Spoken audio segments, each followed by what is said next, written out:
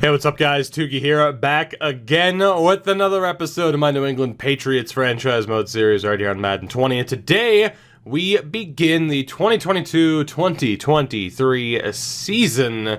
A new era for this team continues. Of course, the Chase Dawson era began last year, and he is still at the helm of this team. We'll go to the roster to get you a better look at what we're dealing with here. But the second-year pro, Chase Dawson, 22 years old and 81 overall, superstar dev, almost a guarantee to go X Factor at some point, perhaps even this season. We have Brett Hundley as the backup quarterback. We left the last episode after a marathon offseason and draft, where, of course, I still had to set up some things about the roster. So we'll go over that really quickly. Sony Michel can hopefully stay healthy. We brought on Dion Lewis as a third option, brought him back to New England. We'll see what he can do, but he'll be behind Damian Harris on the depth chart. Fullback-wise, I actually ended up cutting James Devlin. We're going to go with Keyshawn, I guess it would be Keyshawn Bowden, the rookie out of USC. Of course, one of the guys that we picked up. A little bit of a risk to trade up for fullback, but it's not that big of a deal. So we'll see what he can do.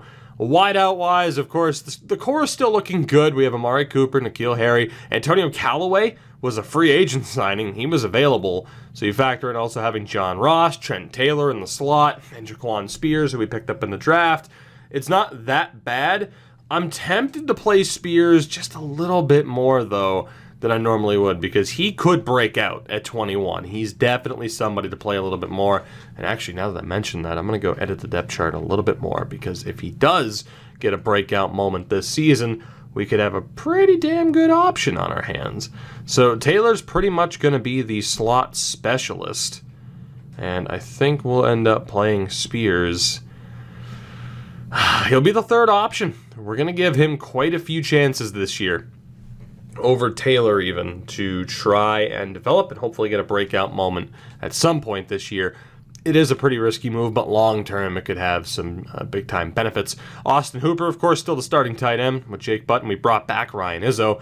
The O-line's looking good, though. We have Josh Shields, fresh out of the draft, Eduardo Roman as well. Brought on Crosby for a depth option. Kerry Young, of course, now going to be at center. James Landry, and Isaiah Winsby moved from left tackle to right tackle. We'll see what he can do.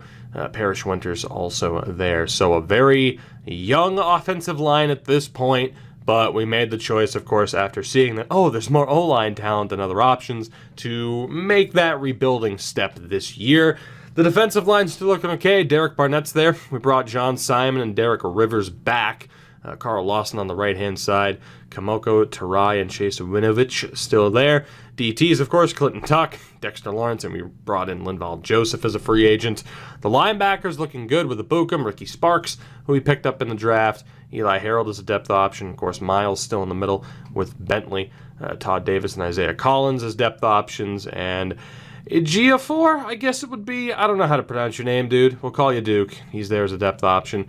The corners, of course, this is where it gets to be interesting, with Richard Sherman, J.C. Jackson, Levi Wallace, Terrell Godfrey, Jawan Williams, and Malcolm Butler we brought back as well. Godfrey is the second on the depth chart, as we're going to try to develop him, with JC being 26. Don't really think that's going to happen. And then safety-wise, we have Evans and Choice. Devin McCourty brought back for depth, as were Deron Harmon and Patrick Chung, because why not? Let's get the band back together. Of course, we brought in J.K. Scott as a punter, and in the upcoming draft, we have 6 picks within the first 2 rounds, so we're still set up in very, very good fashion heading into this season. So while I admittedly am torn in terms of how to approach this, I did like the pace that we had at the end of the last season, of course, because we weren't going game by game.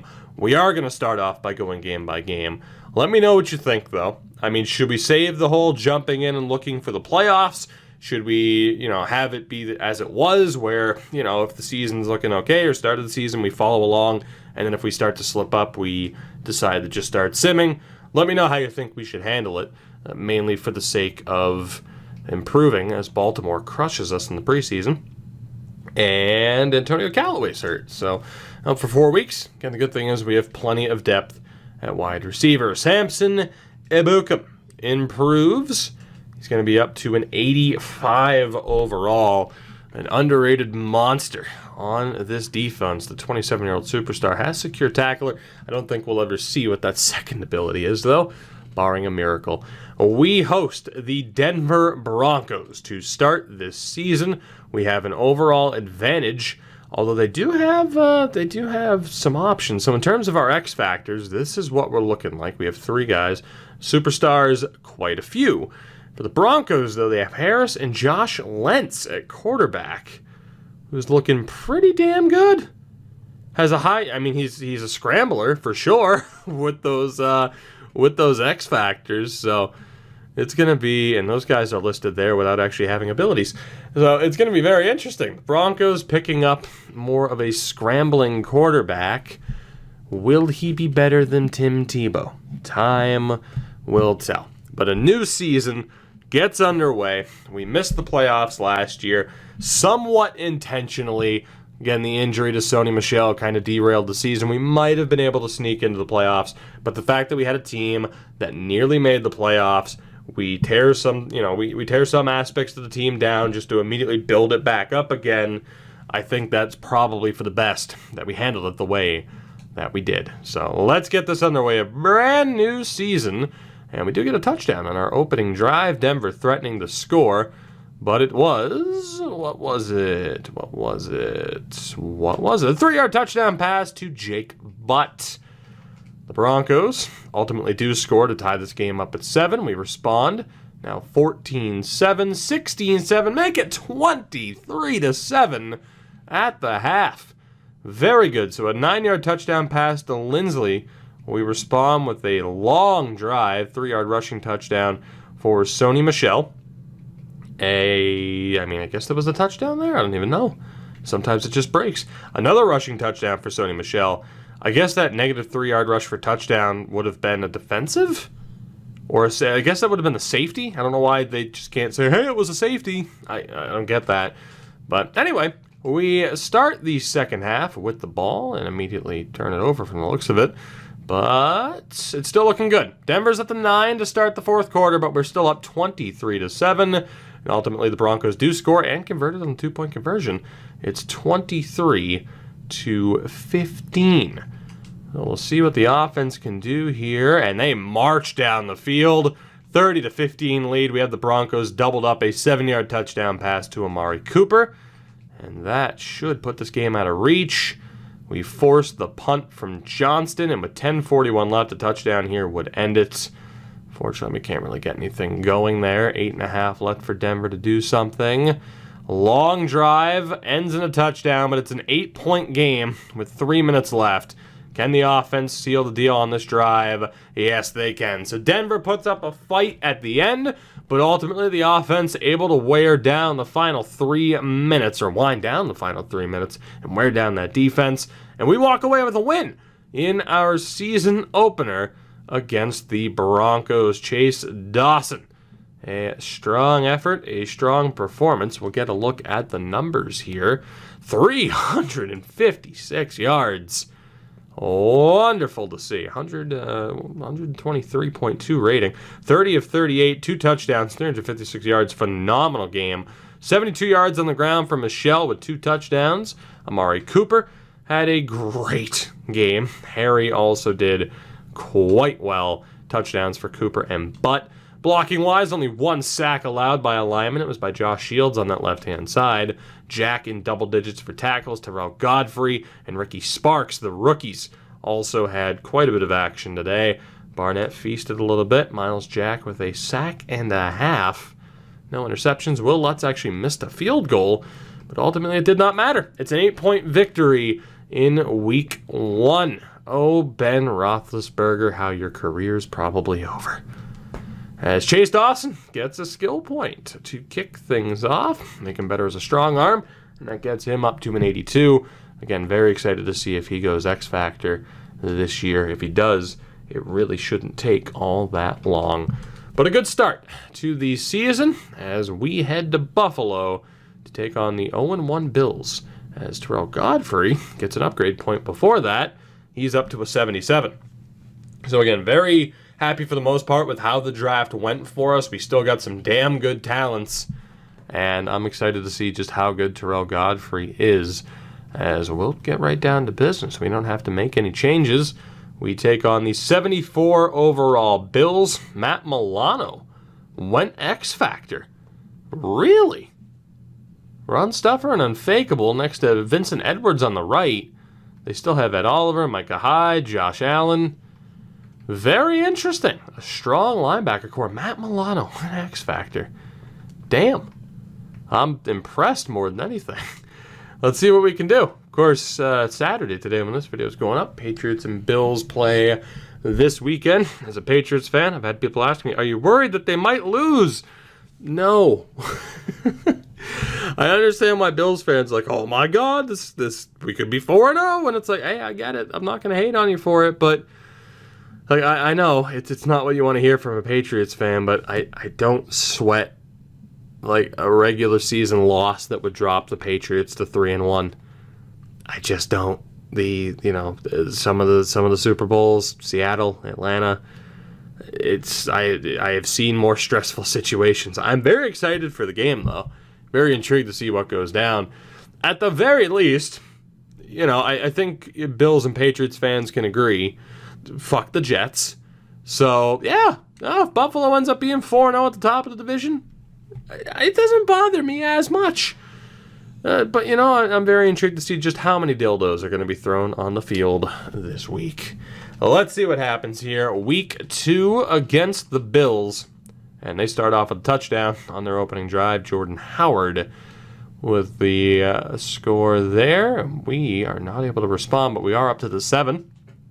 And ultimately, we have to settle for a 24-yard Lutz field goal. The Bills unable to do anything there. We drive down with a touchdown. Bills respond with a field goal. Late touchdown for us, and that gives us a 17-10 lead at the half. So a very busy second quarter. It was a 37-yard rushing touchdown for Sony Michel, 47-yard field goal for Caleb Sturgis, and ultimately a 4-yard touchdown pass to Austin Hooper. As I believe we get the ball to start the second half. We do. Let's see if we can do anything with it. Long drive, and ultimately we have to settle for a 28-yard field goal. Took off 7 minutes there from the clock. I'm good with that. Buffalo, though, responds, and a couple of big plays there, but they ultimately have to settle for a field goal as well. They had at least a 30-yard play there that they couldn't take advantage of. We're still up by 7, and Scott's forced to punt as we start the fourth quarter. Can the Bills tie it? They can't. It's a quick 3-and-out. See what happens here on this drive. Couple of runs, but ultimately we stall out, and Lutz misses a 59-yarder. So a chance here with under 11 minutes left for the Bills to tie it, which they cannot. Another quick 3-and-out. So we start at our 20 with 10 minutes remaining, and we go all the way down. But ultimately, I think we ran a fake. Why the hell would we have run a fake there? Or was there a botch on the snap? What happened? You would have thought a field goal was coming. The Bills take over at their own 24. 4:48 left in this game, and they march downfield to tie it with 2:36 remaining. What a disaster that play was. We have plenty of time here. The question is, can we get it done? Let's check it out. Let's see what the boys can do. With 2:36 left and a quick run from Michel, decent pickup of 4. 26 carries for 124 yards on the day. We'll see if Dawson can lead the way here. Will there be a snap before the 2-minute warning? The answer is yes. Will the play get off in time? Yes, it will, just in time. Dawson hands off, break out to the left, and he's going to be just shy of the first down because he cut back inside for no reason whatsoever. That's okay. 2020, we're at our own 35. 2-minute drill here. 3rd and inches, though. Failure to convert could set Buffalo up for a win. Dawson, quick throw over the middle, is caught. I think that's Trent Taylor. Still can't tell. With a 9-second runoff, we go with the no huddle. And Dawson quickly drops back again. Another throw over the middle to the wide open N'Keal Harry, I believe. It might have been Cooper. Was it Cooper?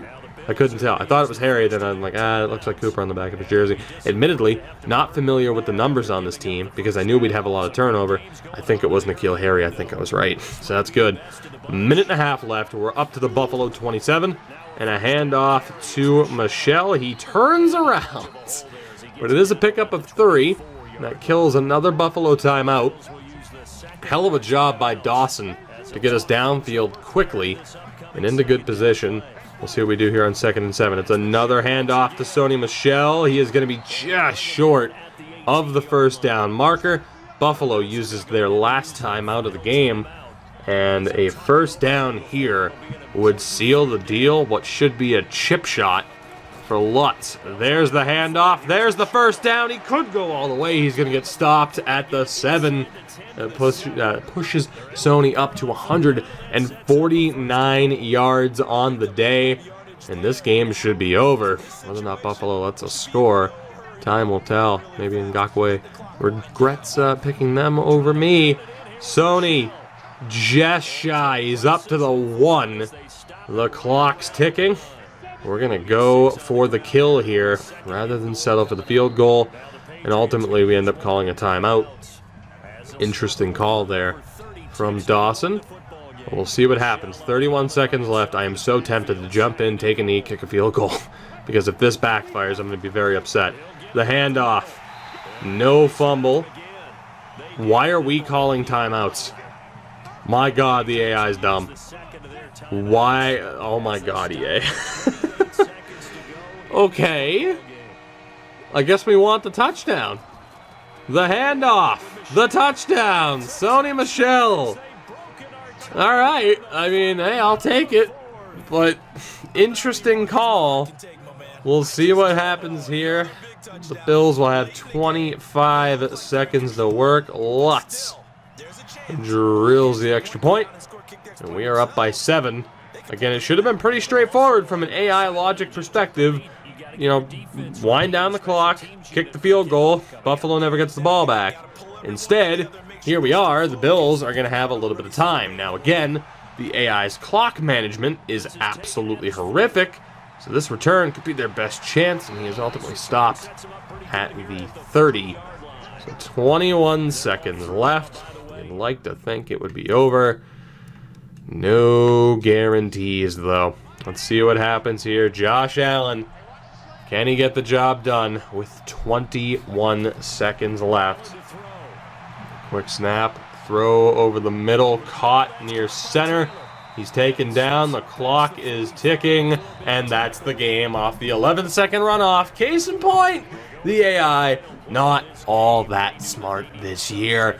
The Patriots move to 2-0 on the season. Dawson gets the win. The extra rushing touchdown for Sony Michel for no reason other than to just rub salt into the wound. Dawson, 29 of 38, 341 yards, and a touchdown. Sony Michel had a monster game.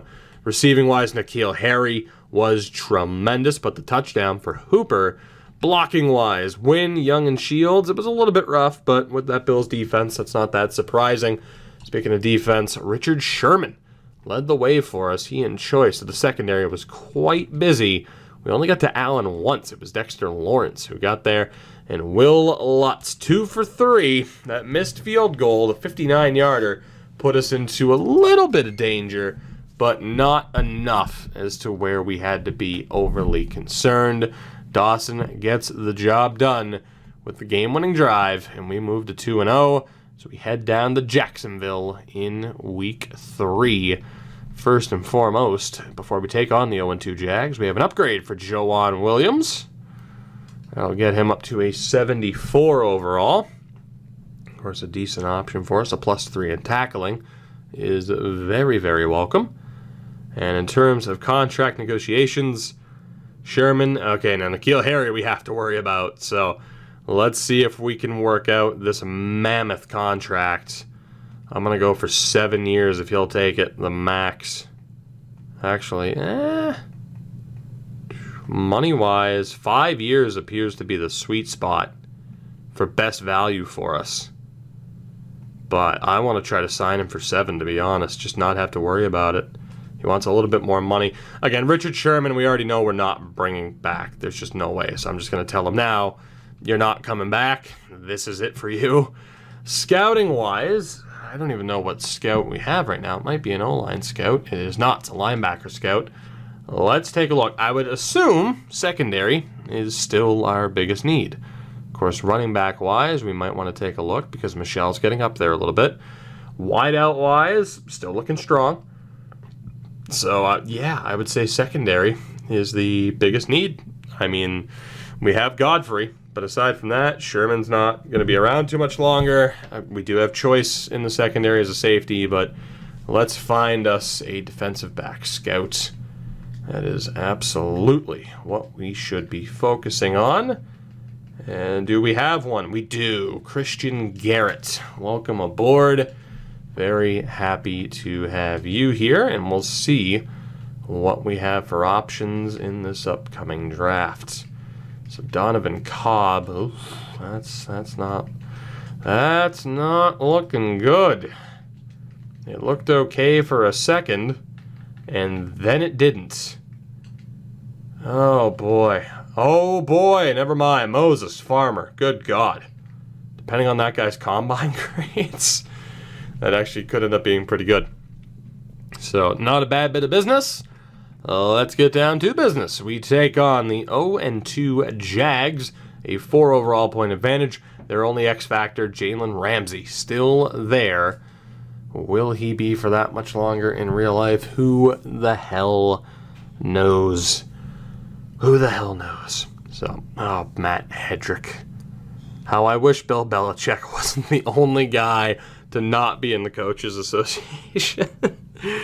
I want virtual Bill Belichick so badly, and he won't. I mean, granted, the reason why he's in the PA or not in the PA isn't because I don't want to be in Madden. There are other reasons, but just damn, virtual Bill Belichick would be a sight to behold.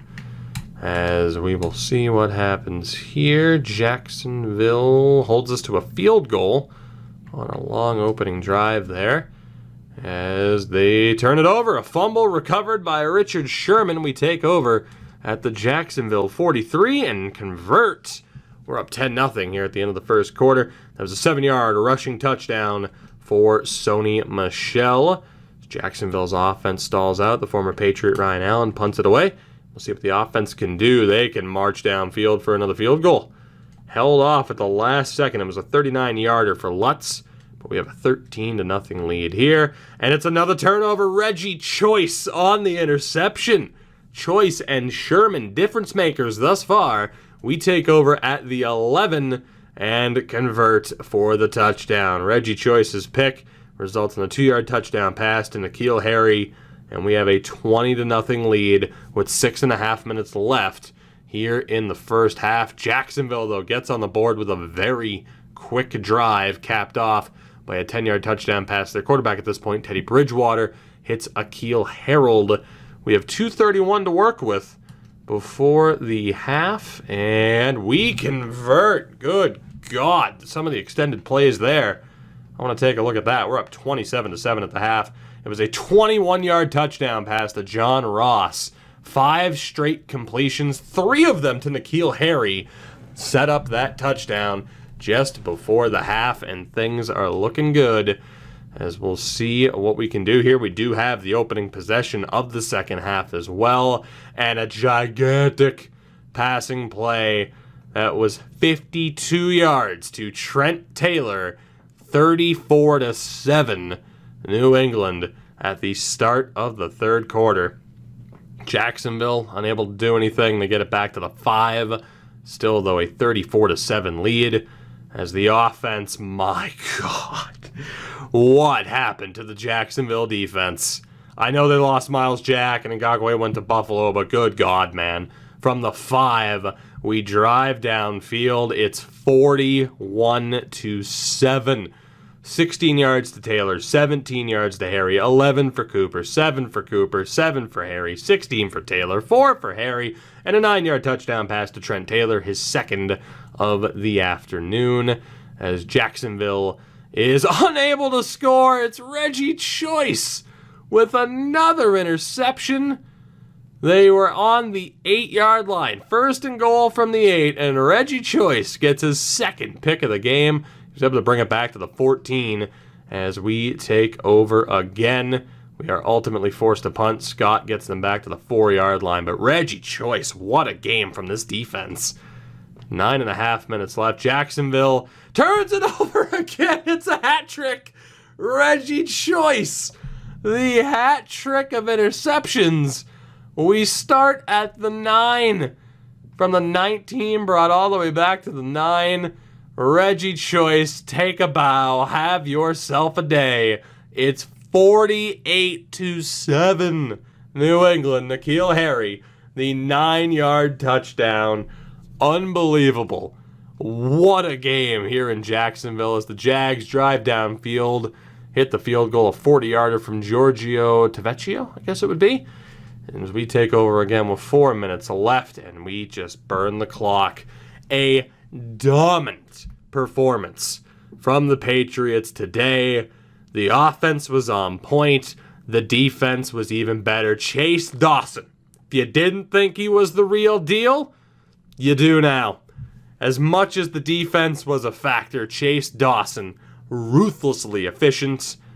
Unbelievable game from this team from an all-around standpoint. 33 of 45, 370 yards, and 5 touchdowns for Dawson. Sony Michel, 100 yards rushing with a touchdown. N'Keal Harry, another double-digit game in terms of receptions. Trent Taylor had a monster game. Unbelievable. Only 1 sack allowed, this by Isaiah Wynn. Defensively, Jack and Sherman. Evans as well led the way. Only a couple of tackles for loss. 3 sacks total, 2 for Barnett, 1 for Miles Jack. 3 interceptions from the second-year man, Reggie Choice. Unbelievable. As Will Lutz hits both field goals that he attempted. And that, my friends, is a game to remember. Reggie Choice, have yourself a day. As Josh Shields improves, can't quite get him to a scheme fit, but he is a 77 overall, 22-year-old rookie. And Eduardo Roman will make it up to a 78 overall. Very good for the 21-year-old rookie on the O-line. What a game from Reggie Choice. That was unbelievable. Absolutely incredible. We should win both awards, and we did. Dawson's the Offensive Player of the Week. Choice, the Defensive Player of the Week. My God. Poor Jacksonville, man. What does the Jacksonville roster look like? Because, like I said, I know that they've lost some members of that defense, but God damn, that was an ass-kicking. That was an ass-kicking. I mean, Bridgewater's the guy there, just because Minshew should be about 30 overall points higher. We got David Johnson. I mean, Dede Westbrook. Harold's a second-year guy out of the draft. Gerald Everett, the O-line. Humphreys is hurt. Norwell's obviously still great. Linder. I mean, the O-line's not bad. Defensively, though, they still have Josh Allen. Ian Harold. David Bryan. Yeah, that defense has seen better days. They still have Telvin Smith, but he's 31. They still have Ramsey. I mean, it's not bad, but yeah, that defense isn't what it was. That's for sure. This has to be Choice for winning Player of the Week. It is. Good old Reggie, man. That gets him up to a 78. I knew I liked Reggie Choice from the second we drafted him. What a goddamn game for the 23-year-old superstar. You want to talk about another guy who has a chance to go X Factor throughout the course of this series? It is Reggie Choice. Again, his coverage, but what a player this guy is. My God. 64 catching. High motor, predictable player. But what an absolute monster overall. I think we'll be seeing that 80 overall ability in no time. Let's see if we can lock down N'Keal Harry to a long-term deal. We'll bump that up a little bit. Is that enough? $93 million over 7 years. N'Keal Harry is going nowhere. He is our number one wide receiver now for years to come. And in terms of scouting, we'll continue to look at the corners that are available to us. And we'll see what we're looking at from there. Do we have any later round picks that could be decent? It's not looking like it. Simon, if that was a C, I'd scout him out a little bit more. Oh God. It's catching. Press, Jesus. Okay, that's not too bad. Hey, Barry Dillon, could be okay. That's not too bad.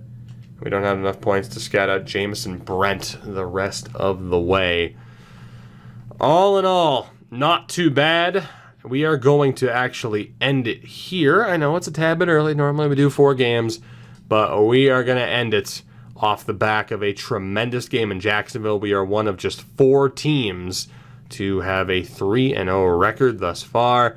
We have the league's most potent offense, 105 points, only 52 points against, shockingly, which is tied for the 5th fewest allowed. So everything's looking good for us thus far.